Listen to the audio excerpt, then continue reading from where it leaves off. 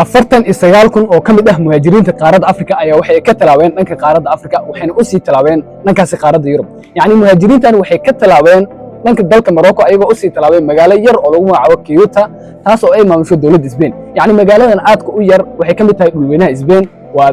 waxaa maamulo dalka Spain waxayna ku talaa waqooyiga qaaradda Afrika waxayna xaduud la leedahay dalka Morocco muhaajiriintan aadka u fara badan oo tiradooda lagu qiyaas inay gaarayaan 49 kun ayaa 24 saacadii ee la soo dhaafay waxay ka talaabeen xuduudka dalka Morocco ayagoo u sii talaabay xuduudka qaaradda Yurub wasaaradda arrimaha gudaha ee dalka Spain ayaa xaqiijisay arrinkan walow ay qorsheynayso dawladda Spain sidii u maareen lahayd muhaajiriintan aadka u faraha badan ee ku soo qulqulaya gudaha dalkeeda inkastoo ay jiri jireen kiisas hore oo muhaajiriin oo ku soo gudbayay dhanka dalka Morocco una soo gudbayay magaalada aad ku yar balse ma aysan dhicin taariikhda inta la diiwaangeliyay in muhaajiriin tiradooda intan ay gaarayso ee hal mar ama muddo 24 saac ay ka soo talaabaan xuduudka qaaradda Afrika una gudbaan dhanka xuduudka qaaradda Yurub waxaana la filayaa in dawladda Spain ay ka soo saarto warbixino dhameystiran oo ku saabsan arrimahan wala muhaajiriintan la sheegay in ay adeegsanayeen habab kala duwan si ay u soo talaabi lahayn xuduudka labada qaarad ka dhaxeeya yacni kuwa qaar waxay soo marayeen dhanka xeebta kuwana waxay ka soo gudbayeen xeyndaabka ama xuduudda u dhaxeysa labada dhinacba maxay kula tahay arrinkan ay ku dhaqaaqeen muhaajiriintan aad u faraha badan ee ku soo qulqulaysa dhanka qaaradda Yurub